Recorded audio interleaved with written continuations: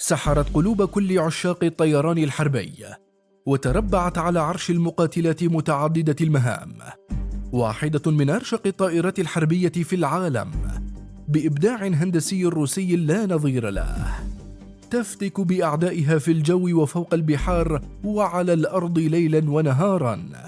ولم تنجو منها أقوى المقاتلات الشبحية الأمريكية F-35. في هذا الفيديو عزيزي المشاهد نستعرض لك أسطورة السماء الروسية ميج 35.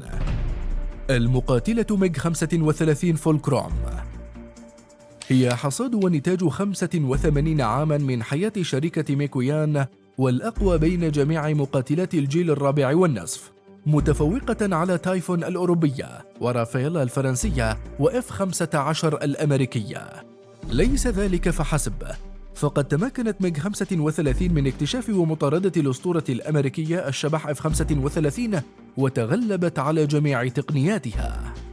المزايا والقدرات: جاءت ميج 35 بتصميم هندسي يشبه إلى حد كبير المقاتلة سو 34 من حيث مقدمة وأنف الطائرة وعنق أقصر، الأمر الذي يفسر قدرتها العالية على المناورة وتنفيذ حركات بهلوانية لو تجرأت طائرة أخرى على تجربتها لتدمرت. هذا التصميم الهندسي أعطى الطائرة مرونة عالية في الانعطاف والانقضاض والالتفاف بزوايا حادة ودوائر قصيرة، مما ساهم برفع كفاءتها الاعتراضية بمقدار 40%. وبعيداً عن الديناميكية الهوائية والقدرة الانسيابية، هناك عوامل أخرى كأنظمة الحرب الإلكترونية وتقنيات الطيران المتطورة للغاية رفعت من كفاءة ميج 35 كطائرة مقاتلة متعددة المهام، وأهلتها لتدخل في مواجهات مباشرة ضد الطائرة الشبحية. منصة قتال طائرة: تستطيع المقاتلة الروسية حمل ذخائر بواسطة 10 نقاط تعليق خارجية بحمولة قصوى تصل إلى 14 طناً. وللقتال الجوي تحمل ميج 35 صواريخ R-73 و R-74 المضادة للطائرات بمدى خارج نطاق الرؤية يصل إلى 450 كيلومتر، وهذه الصواريخ كفيلة بتحطيم أي طائرة تنطلق نحوها أيا كان نوعها أو سرعتها. وعلى الرغم من حجمها المتوسط إلا أنها قادرة على حمل صواريخ متوسطة وقصيرة المدى مثل صواريخ كينجال الفرط صوتية وصواريخ كاليبر وقنابل جو سطح من كافة طرازات كاب وفاب. وللعمليات التكتيكية والخاطفة تستخدم صواريخا مخصصة لاستهداف الرادارات الأرضية من طراز KH-25 MP و KH-58 وصواريخ KH-31 PPD، والتي تتميز بسرعتها العالية وأنظمتها التي تحجب رؤيتها على رادارات العدو. كما أنها قادرة على حمل صواريخ KH-SD، وهي صواريخ مضادة للإشعاع وسرعتها 3 أضعاف ونصف من سرعة الصوت وبمدى يصل إلى 120 كيلومتر. ولا تكتمل متعة القتال الجوي دون تلك المواجهات المباشرة ببندقيات الطائرات، لذا قام صانعو ميج 35 بتزويدها بمدفع الرشاش من طراز GSH-30 يستخدم ذخائر من عيار 30 ملم ومجهز ب 150 طلقة متفجرة يصل مداه إلى 9 كيلومترات ومزود بأنظمة التصويب التلقائي. نظرة عميقة على بدن وهيكل ميج 35. يبلغ طول ميج 35 نحو 17.3 متر وبعرض 12 متر وارتفاع 4.37 متر، أما وزنها فيبلغ 11 طناً وهي فارغة و30 طناً عند أقصى حمولة. وبفضل زوج محركات من طراز كليموف RD-33 تمكنت من التحليق بسرعة قصوى تصل إلى 2.2 ماخ وبسرعة تسلق بلغت 330 متراً في الثانية الواحدة حتى ارتفاع 19,000 متر.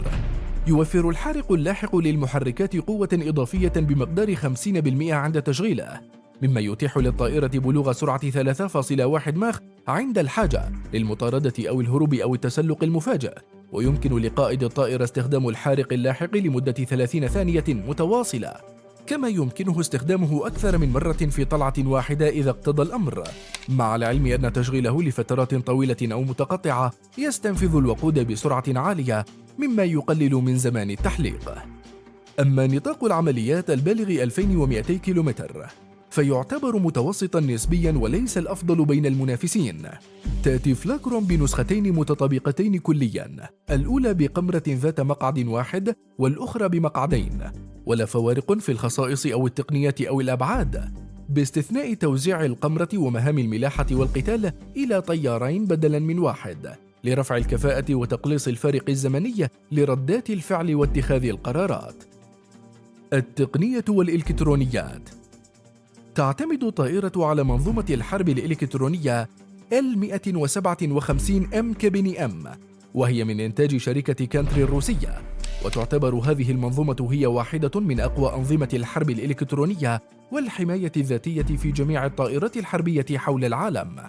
كما تم تزويدها بمجموعة إلكترونيات طيران جديدة تضم رادار BKM، وهو رادار صفيف نشط سلبي مع جهاز TWT لتعزيز الموجات المرسلة، يعمل في المدى الموجي إكسباند، ورادار بيك وهو مصمم للمراقبة والكشف عن الأهداف العسكرية للعدو من الطائرات والمطارات والمنشآت العسكرية والمخابئ والتحصينات، وكذلك الأسلحة والمعدات العسكرية، وقادر على معالجة بيانات الرادار في الوقت الحقيقي، وكذلك توفير وضع المراقبة بدقة تصل إلى 30 سنتيمتر. كما يحتوي الرادار على مكونات إضافية مما تجعله شبيه بالرادار الأمريكي من طراز APQ-164، ويبلغ مدى الرؤية الرادارية بواسطة هذه المجموعة 500 كيلومتر للمسح الجوي، و280 كيلومتر للمسح البحري، و130 كيلومتر للمسح البري.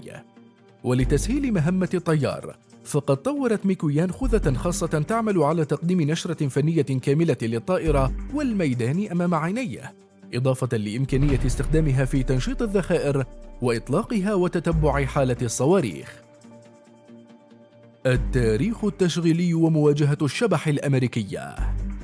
بدأ مشروع المقاتلة ميغ 35 في العام 2005، وقامت أول نسخة منها بالتحليق التجريبي في عام 2007، ولمدة 11 عاماً بقيت فلاكروم أسيرة خطوط الإنتاج، وإلى حين دخولها الخدمة في العام 2018 لم تسجل أي عيوب مصنعية أو فنية، كما أنها ليست بحاجة لأي تحسينات. في عام 2015 شاركت المقاتلة معرض آيداكس في أبو ظبي، وأبهرت الحضور في استعراض لا مثيل له، مما دفع بالإمارات العربية والمملكة العربية السعودية وجمهورية مصر للتواصل مع موسكو للحصول على نسخة تصديرية منها أو نسخ خاصة منها عند طرحها للسوق الخارجية. تسلمت وزارة الدفاع الروسية حتى اليوم نحو 20 طائرة ميغ 35، ومع اندلاع الحرب مع أوكرانيا قامت موسكو بزيادة الإنتاج الدفاعي وتشغيل كافة المصانع العسكرية بكامل طاقتها. لذا من المتوقع يرتفع عدد مقاتلات ميغ 35 في القوات الجوية الروسية خلال العام الحالي إلى نحو 40 أو 50 مقاتلة في أدنى تقدير. كما من المتوقع ألا تبرم أي صفقات استحواذ ميغ 35 لصالح أي دولة مهما كانت قريبة وصديقة لروسيا في ظل الحرب الحالية. أما عن عملياتها القتالية فهي محدودة جدا، واقتصرت خلال السنة الأخيرة على عدة طلعات جوية لتدمير محطات اتصال ومنظومات دفاع جوي ورادارات أوكرانية. وفي العام 2022 تناقلت المدونات والصفحات العسكرية صورا من داخل قمرة ميغ 35، وتظهر على إحدى شاشاتها المقاتلة الشبح الأمريكية F-35، لينقسم الجمهور إلى قسمين: الأول الذي تغنى بتفوق السلاح الروسي على السلاح الأمريكي، معتبرا أن شبحية F-35 مجرد دعاية أمريكية غير واقعية، والقسم الآخر الذي كذب الصورة ونفاها نفيا قاطعا، مؤكدا أنها مفبركة عبر تطبيقات التصميم لإعادة ثقة الجيش الروسي المهزوم في أوكرانيا بصناعته العسكرية. مواجهات سريعة. تتفوق ميغ 35 على الاعتراضية الأمريكية F-14 توم كات من حيث نطاق العمليات وسقف الارتفاع، وتتفوق على F-15 و F-16 الشهيرتين من حيث الحمولة العسكرية والقدرة على تنفيذ الهجمات التكتيكية خلف خطوط العدو، وتتفوق المقاتلة الروسية على تايفون الأوروبية ورافائيل الفرنسية وجي 16 الصينية من حيث أنظمة الحرب الإلكترونية والسرعة والرادار، إضافة لتفوقها على جميع الطائرات المذكورة في المناورة الأيروديناميكية. وأنت عزيزي المشاهد، ما تقييمك للمقاتلة ميغ 35؟ وما تعليقك على حادثة تفوقها على مقاتلات الجيل الخامس؟